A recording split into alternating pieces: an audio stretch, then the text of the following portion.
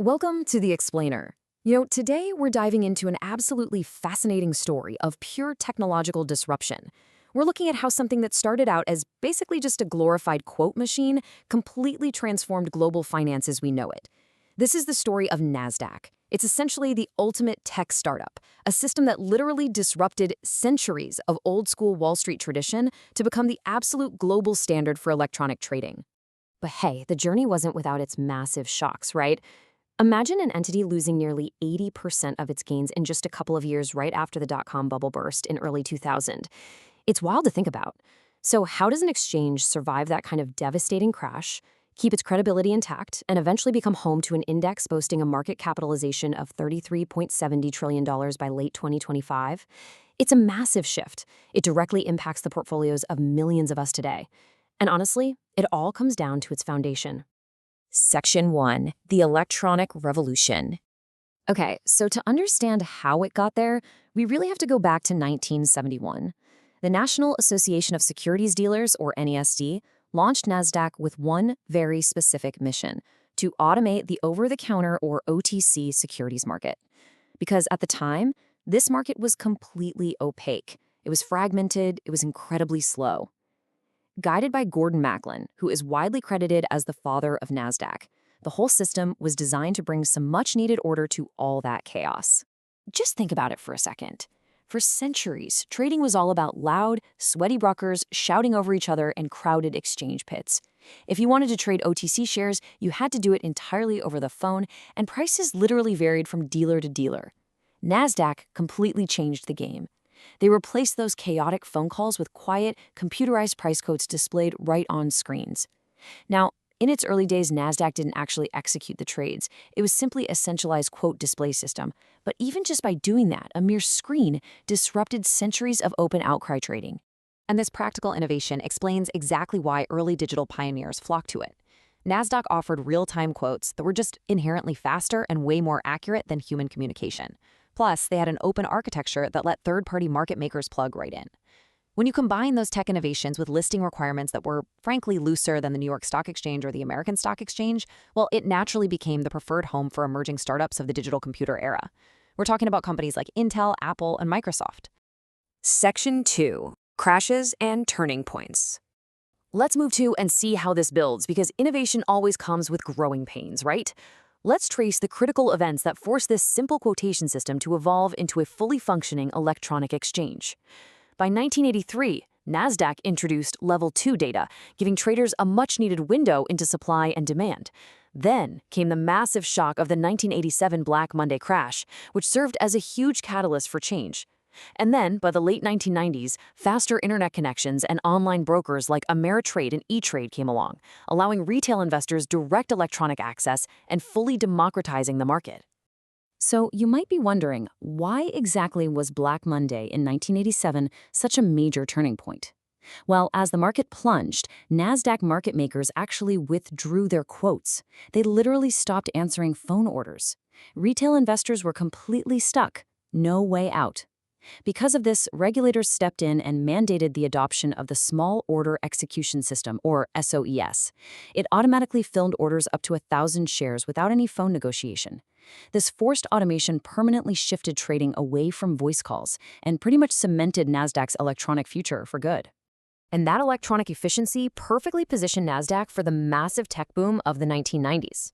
The manic peak of the dot-com bubble pushed the Nasdaq Composite Index to a staggering 5,048 in early 2000. But of course, when the bubble burst, the subsequent crash heavily tested Nasdaq's resilience. Yet, despite erasing nearly 80% of those gains by late 2002, the bust didn't actually destroy its credibility. It somehow remained the undisputed premier venue for technology companies trying to build back from the ashes. Section 3. Decoding the Nasdaq 100. So now that we understand the history of the exchange itself, let's break down the actual product investors track every single day. You'll often hear financial jargon throwing these two terms around, so let's clear it up once and for all. The Nasdaq Composite, that includes basically every company listed on the exchange. We're talking over 2,500 of them. The Nasdaq 100, on the other hand, which launched in 1985, is a highly exclusive index made up of just 100 of the largest non-financial companies listed there. And let me tell you, joining this Elite 100 isn't easy. A company must be exclusively listed on a Nasdaq, publicly offered in an established American market for at least 3 months, maintain an average daily trading volume of 200,000 shares, keep all reporting current, and obviously stay far away from bankruptcy proceedings.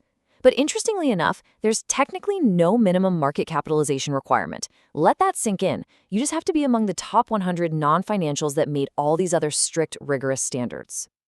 Now, the index is also structured using a modified capitalization weighted methodology. I know it sounds like a mouthful, but in simple terms, while a company's weight in the index is based on its overall market value, the system specifically caps the influence of the absolute largest companies. This ensures that just a handful of massive corporations can't entirely dictate the movement of the whole index, providing some much-needed balance to a diversified portfolio. Section 4. Tech Dominance and Rebalancing. Now, what's really interesting about this slide is just how overwhelmingly dominant a single sector is today. With that structure in mind, the technology sector makes up a massive 62.48% of the index, based on data from September 2025. Consumer discretionary follows at just over 18%, while healthcare, telecommunications, and industrials make up much, much smaller slices. It absolutely validates Nasdaq's long-standing reputation as the global tech standard bearer. Looking at the top individual companies as of June 2025, that tech dominance gets really up close and personal. NVIDIA leads the pack with over a 9% weight, followed closely by Microsoft, Apple, Amazon, and Broadcom. The staggering influence of these few tech giants is exactly why that modified weighting system we just talked about is so incredibly critical. In fact, that top-heavy concentration actually required a pretty rare intervention. Back in July 2023, Nasdaq enacted a special rebalance. And this isn't some random decision.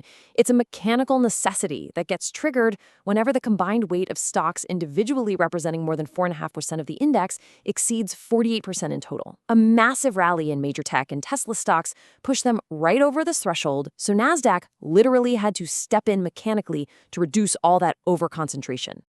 But hey, regardless of rebalancing, crashes, or market corrections, the fundamental growth of the companies inside this index has been nothing short of monumental. By late May of 2026, the Nasdaq 100 crossed the historic 30,000-point threshold.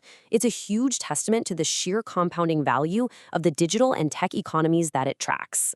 Section 5. Controversies and Modern Era. Of course, building a massive electronic system of this scale definitely isn't without its hurdles. As a real pioneer of digital trading, Nasdaq has definitely encountered some systemic growing pains over the years.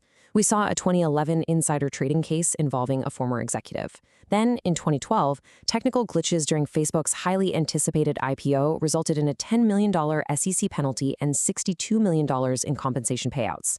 Just a year later, a completely separate software glitch actually halted trading for 3 entire hours. Fast forward to 2017, they pulled an analytics tool called Pathfinders following regulatory pressure.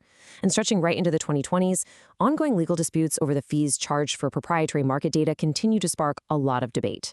Yet, even through all these challenges, the entity really matured. The iconic headquarters in Times Square serves as this physical anchor for what is otherwise a largely invisible digital network. In 2006, the SEC officially approved Nasdaq's registration as a national securities exchange, basically putting it right on par with the NYSE. It also aggressively expanded globally, acquiring OMX in 2008 to operate exchanges across the Nordic and Baltic countries. And continuing its long legacy of technological firsts, in 2022, Nasdaq began migrating its matching engines to Amazon Web Services, or AWS. This move made it the very first global exchange to run a major, regulated market directly on the cloud. Honestly, it brings the whole story of this tech-focused exchange beautifully full circle. So to sum it up perfectly, as noted in the historical records, Nasdaq is an index and an exchange that ultimately mirrored the very technology boom it helped finance. Think about it. It transformed electronic trading from this experimental novelty back in the 1970s to the absolute baseline norm of today's entire global economy. Which leaves us with a pretty compelling thought to end on today. We've seen it go from a simple quote machine replacing noisy phone calls to a massive cloud-based global powerhouse hosting literally trillions of dollars in market capitalization. So, as artificial intelligence and the digital economy continue to accelerate at a breakneck pace, how will the original Wall Street disruptor adapt next? Thank you so much for joining me for this explainer.